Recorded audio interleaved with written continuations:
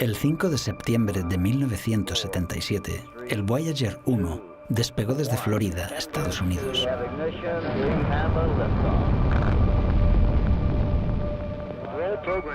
Su misión, estudiar el sistema solar exterior.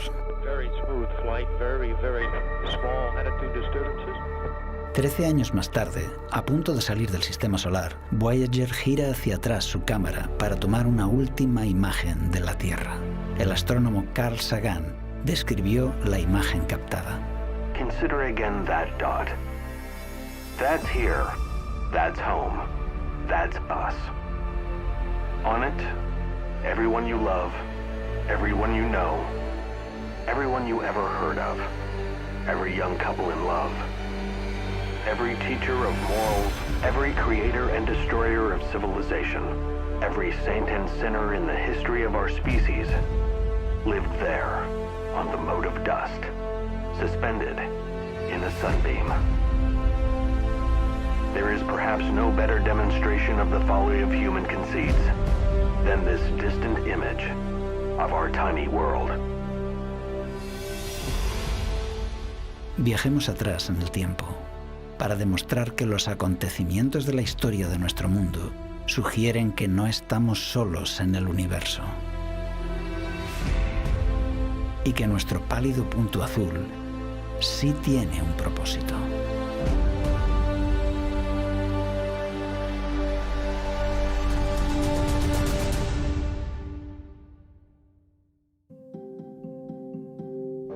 Hace miles de años, en un área ahora conocida como la cuna de la civilización, un rey ambicioso ha tenido un encuentro que iba a modelar el futuro del mundo. Babilonia era la más grandiosa ciudad en la Tierra, y su legado aún sigue.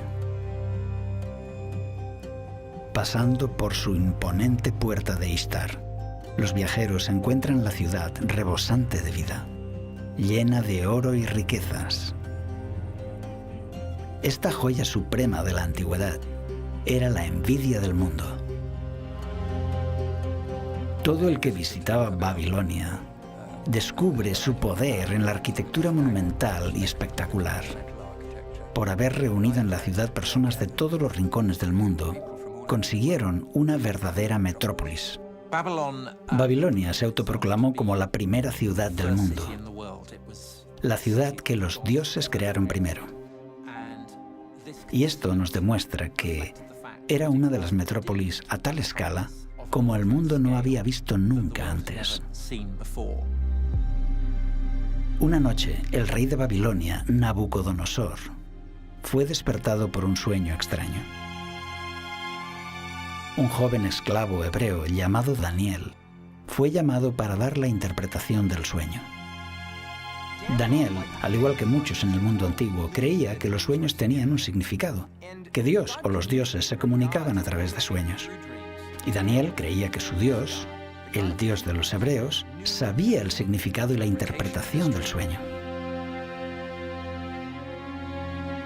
En su sueño, el rey vio una estatua gigante, hecha de oro, plata, bronce y hierro, y pies de hierro mezclado con barro.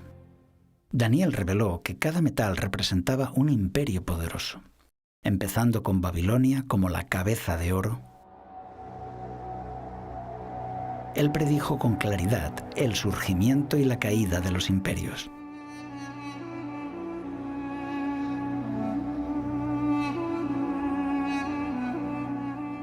Pero, ¿qué evidencia hay de que Daniel escribió sobre esos eventos antes de que ocurrieran? Los rollos del Mar Muerto contienen secciones de los escritos de Daniel y están datados como pertenecientes al siglo II a.C. El historiador judío Josefus cuenta que los escritos de Daniel fueron presentados a Alejandro Magno cuando visitó Jerusalén en el siglo IV a.C. Y los expertos han visto que el lenguaje arameo empleado en el libro de Daniel se ajusta perfectamente al arameo del siglo VI a.C. La primera vez cuando descubrí este sueño, reaccioné de inmediato con escepticismo, Y es que la idea de que más de 2000 años de historia se encuentren revelados de antemano en un sueño de más o menos 150 palabras es difícil de creer. Me estaba enfrentando a la idea de que o se trataba de una farsa, algo inventado, o un poder sobrenatural estaba involucrado en esto. Daniel había predicho que un imperio representado por el pecho y los brazos de plata se levantaría para conquistar Babilonia. En el momento de auge de la dominación del imperio babilónico, que un imperio inferior se levantaría.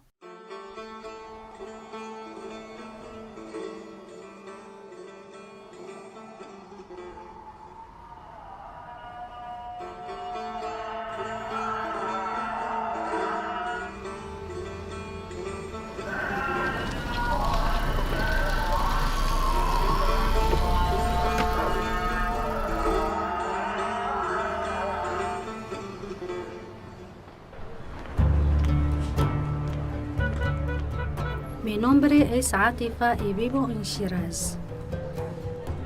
Es una de las ciudades más bonitas de Irán, conocida por sus jardines y poetas. En mi tiempo libre me encanta tomar fotos. Como mujer musulmán siento un sagrado temor al entrar en esta mezquita. Musulmanes, judíos y cristianos aprecian a Daniel como profeta sagrado. Hace más de 2000 años, un conquistador se levantaba en el este para liderar un ataque contra el poderoso reino de Babilonia.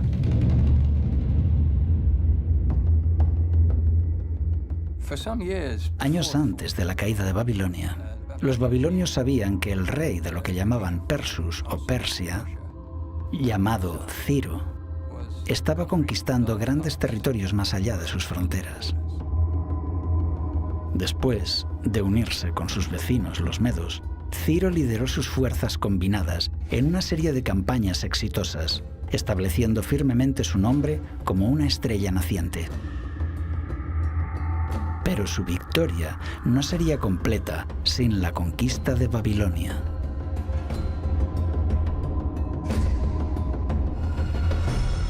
Horacio retrata a Ciro como modelo absoluto del gran conquistador y a Babilonia como la gran conquista de Ciro, su premio supremo, pues se la consideraba una ciudad invencible. Babilonia era una fortaleza poderosa. Sus murallas masivas y sus fundamentos profundos y puertas imponentes la hacían imposible de conquistar por cualquier fuerza invasora. Frente a esas murallas, que no podían ser traspasadas, las tropas persas identificaron el río Éufrates como punto de entrada.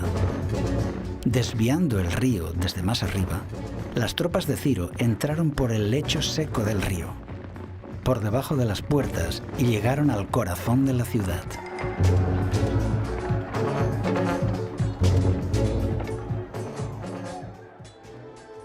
Las murallas de Babilonia parecían indestructibles a cualquier fuerza invasora, pero aún así, en uno de los misterios más grandes de la historia, la gran ciudad de Babilonia cayó en una sola noche en las manos de Ciro.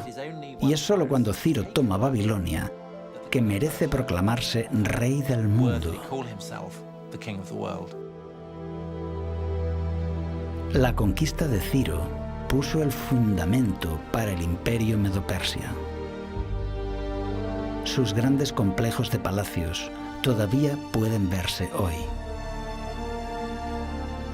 Cuando camino entre las ruinas de estas antiguas ciudades, siento una poderosa conexión con el pasado. Siento cómo el legado, los mensajes del pasado siguen viviendo hasta el día de hoy.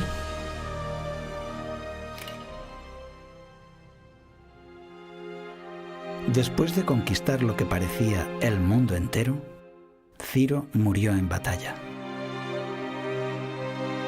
Su tumba se eleva como testimonio de su legado duradero.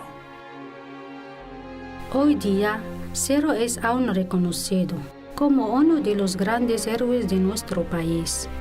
El imperio que él creó se erigió sobre el respeto a los demás y el deseo de una paz duradera. Creo que eso es algo que todos queremos.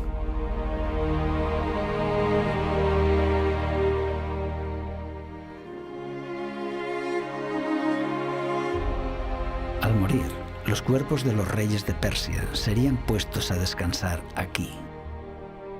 Sus posiciones elevadas, un símbolo adecuado de su dominio y poder.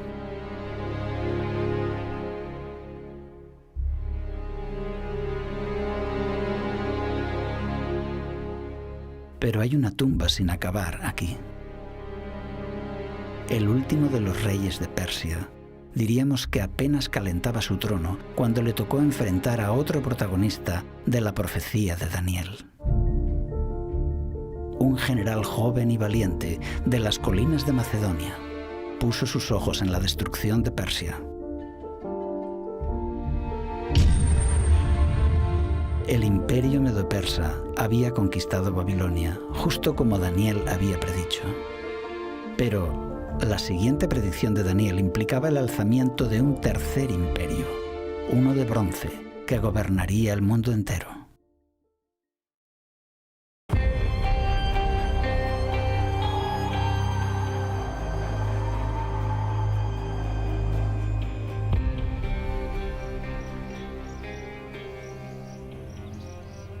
Subir a este lugar es como una tradición.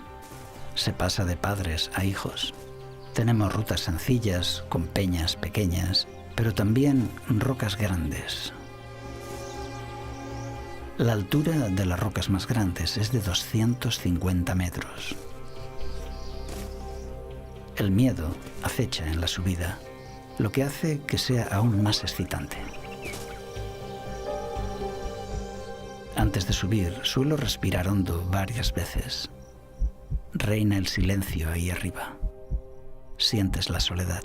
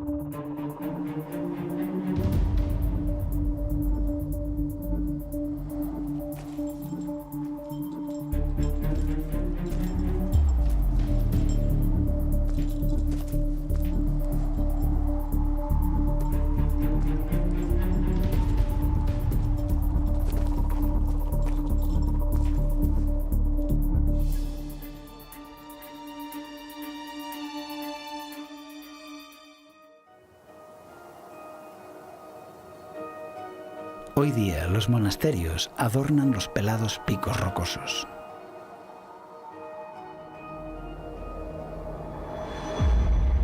En el siglo XIV, un monje solitario llamado Verlam escaló las superficies de estas rocas escarpadas para edificar un monasterio. Bajo el ojo supervisor del monje, hay un fresco que ilustra un personaje clave en la línea de tiempo de Daniel: Alejandro Magno.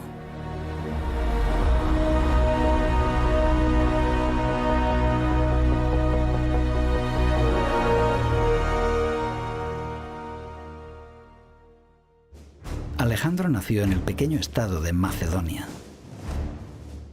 A punto de llegar a ser rey a la edad de 20 años, se propuso lo inimaginable: invadir el poderoso imperio de Medo-Persia. Victorias tempranas llenaron a Alejandro de seguridad, pero la planicie polvorienta de Gaugamela es el lugar donde Alejandro lo arriesgó todo. Invade Mesopotamia, Irak, creyendo que al actuar así tendría todo el imperio del mundo en sus manos si ganaba. Esta es una batalla totalmente decisiva, porque el que gane esta batalla o seguirá siendo el rey de Persia o será el nuevo rey. El rey de Persia le había mandado una oferta de paz diciendo: Tú tienes la mitad occidental y yo me quedo con la mitad oriental, y bajo estos términos mantendremos la paz. Y la mano derecha de Alejandro, su general, dijo: si yo fuera tú, aceptaría estos términos. A lo que Alejandro contestó: sí, si yo fuera tú, los aceptaría. Pero no lo es. Él es Alejandro y le es imposible aceptar esos términos. Él tiene que empujar las cosas y llevarlas al límite. En todas las batallas que luchó, realmente iba a ir de frente, a por todas, y fue a por Gaugamela. El clímax de su reino entero se estaba decidiendo ahí. Todo dependía de eso. Dirigiendo sus ejércitos hacia la falange derecha, Alejandro forzó a las tropas enemigas a abrir un hueco en sus líneas. Los carros persas reaccionaron, descargando el ataque hacia el centro griego. Alejandro aprovechó el espacio abierto y siguió al rey, que se estaba retirando montado en su caballo. Y aunque superados en número y encontrándose en tierra enemiga, Alejandro lideró una batalla épica para provocar la caída de un imperio y el surgimiento de otro. El reino de plata fue reemplazado por el imperio de bronce, justo como Daniel lo había dicho. Hay un lado de Alejandro que lo muestra como un enemigo aterrador y sanguinario. Y no deberíamos mitificar su personaje. Mató a mucha gente, su grandeza se erigió sobre la sangre de muchos.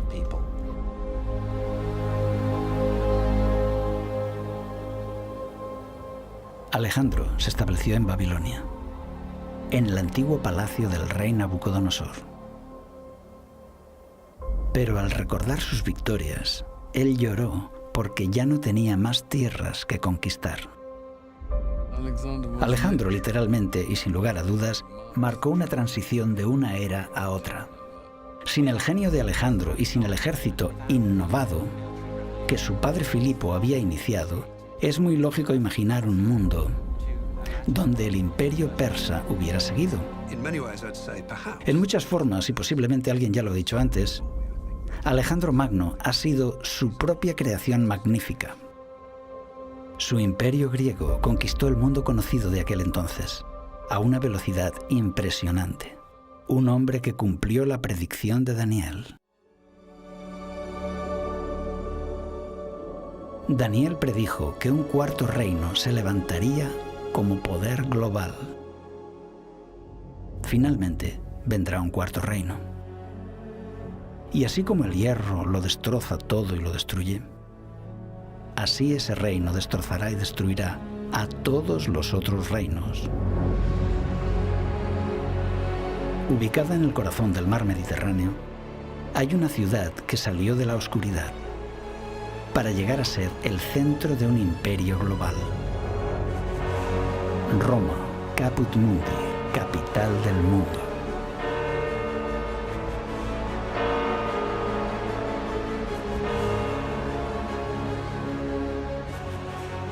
Las maravillas arquitectónicas, aún en pie, son símbolos perpetuos de su poder y su ambición.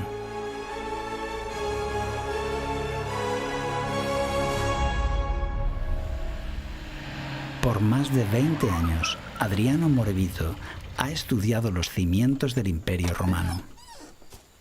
Bajo tierra, literalmente.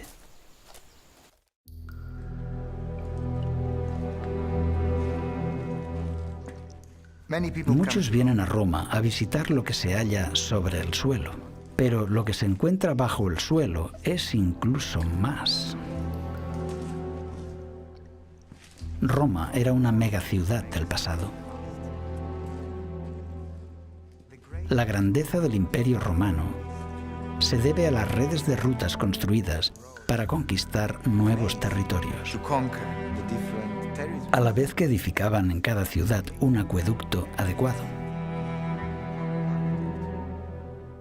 Los acueductos se hacían para asegurar el crecimiento de la ciudad. Y también construían carreteras que se hacían esencialmente, podríamos decir, como una red amenazante en todos los territorios conquistados. Creo que es un tópico, un refrán, que todos los caminos llevan a Roma. Sería mejor decir que todos los caminos están regidos desde Roma. Las vías romanas proveían suministros y soldados a las regiones alejadas del imperio, y a su vez llevaban las carnicerías y la crueldad por doquier. Cuando ejércitos occidentales atacaban, de lo que se jactaban era de los sufrimientos que les causaban a los conquistados. Cuando Julio César fue a Roma, se jactaba del gran número de los masacrados. Pero el derramamiento de sangre no era cosa solo de las tierras lejanas. Espectadores alegres se reunían en el Coliseo a mirar a miles de condenados a muertes violentas. De muchas maneras, en las arenas del circo está la esencia de la institución romana. Era una expresión de la fuerza viril, de la hombría, de la superioridad sobre el mundo bárbaro y el mundo natural.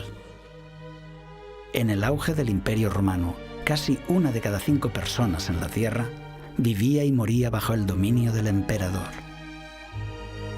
Sus fronteras se extendían desde el norte de África hasta Britania.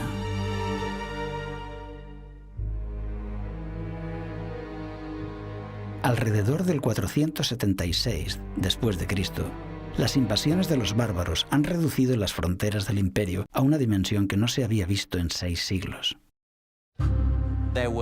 Eran depredadores de mercaderes, gente a la que los romanos llamaban bárbaros. Muchos de ellos fueron dominados por los romanos, habían perdido sus libertades y claramente estaban resentidos y con mucho odio. Fueron capaces de dar un paso adelante y tomar grandes territorios de lo que había sido de Roma. Daniel predijo que el Imperio Romano iba a desmenuzarse desde adentro.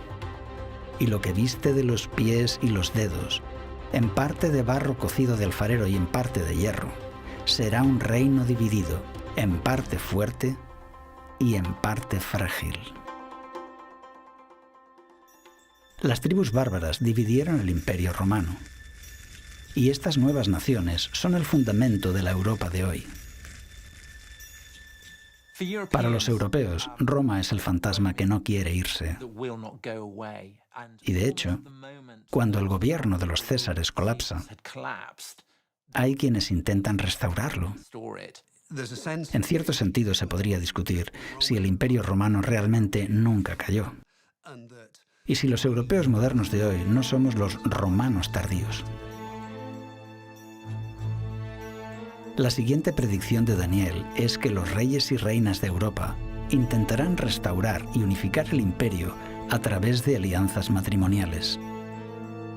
Y así como su majestad vio el hierro mezclado con el barro, así los gobernantes de este reino se unirán por medio de alianzas matrimoniales, pero no podrán unirse entre sí, como tampoco puede el hierro mezclarse con el barro. Al acercarse el siglo XXI, muchos de los poderes políticos europeos se aliaron por alianzas matrimoniales, pero las luchas entre estas familias arrastraron a Europa a 2 guerras mundiales. Millones perecieron por el deseo de líderes ambiciosos que buscaban la resurrección de un imperio europeo común. Determinados a no permitir jamás que Europa caiga en otra guerra sangrienta, líderes mundiales se juntaron para firmar tratados de paz y pidieron el desarrollo de la Unión Europea.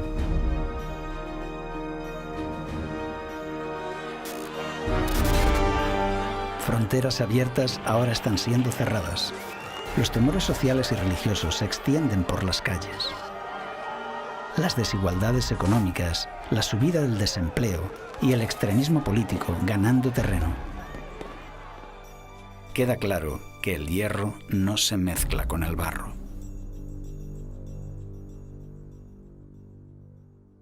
El sueño de Daniel contiene 7 elementos predictivos: de Babilonia a Medo-Persia, de Medo-Persia a Grecia, de Grecia a Roma.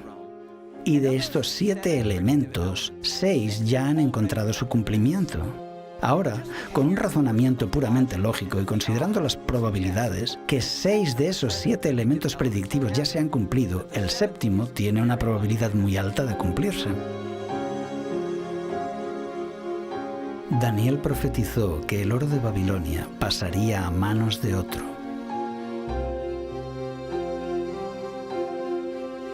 El imperio de Ciro llegaría a su final.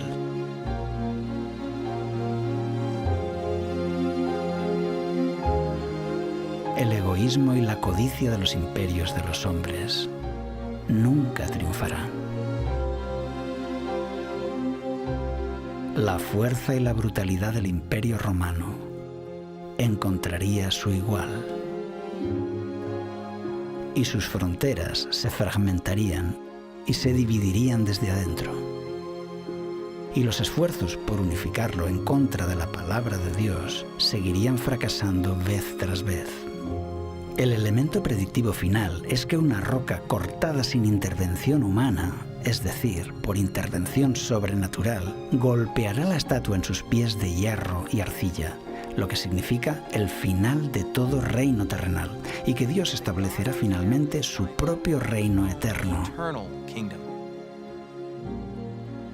Hoy día, el pálido puntito azul se posiciona al final de la línea profética de Daniel.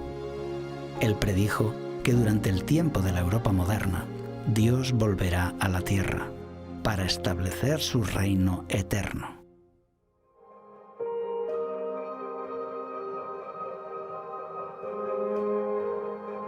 The Earth is a very small stage in a vast cosmic arena. Think of the rivers of blood spilled by all those generals and emperors, so that in glory and triumph they could become the momentary masters of a fraction of a dot. La profecía de Daniel reúne las esperanzas de toda la humanidad y revela un Dios que se ha hecho parte de nuestro mundo. Las palabras finales de Daniel para el rey fueron que el sueño era verdadero y su interpretación correcta. Nuestras vidas se caracterizan a veces por cosas que no son verdaderas ni tampoco seguras. Enfrentamos el futuro con incertidumbre y ansiedad. Pero esta narración sugiere poderosamente que la historia de la humanidad y nuestra historia personal tiene una meta, que en realidad hay un propósito y una esperanza, incluso un destino. Millones se preguntan si hay un Dios ahí fuera, mirando cómo nuestro mundo gira hacia un futuro incierto. Pero no hay lugar alguno donde la realidad de Dios sea más evidente que en los escritos de Daniel. Su extraordinaria revelación de la historia de los imperios del mundo desafía a la razón y al azar. Nos dice que Dios ha tenido en sus manos el desarrollo de nuestra historia y también un reino venidero. Los escritos proféticos de Daniel continúan fortaleciendo la fe de millones hoy día. Las profecías que él transcribió están en cualquier Biblia.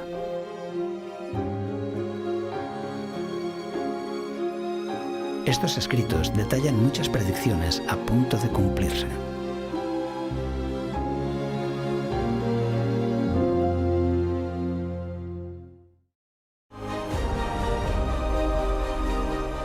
Las profecías de Daniel deben mostrarse a todos lo antes posible.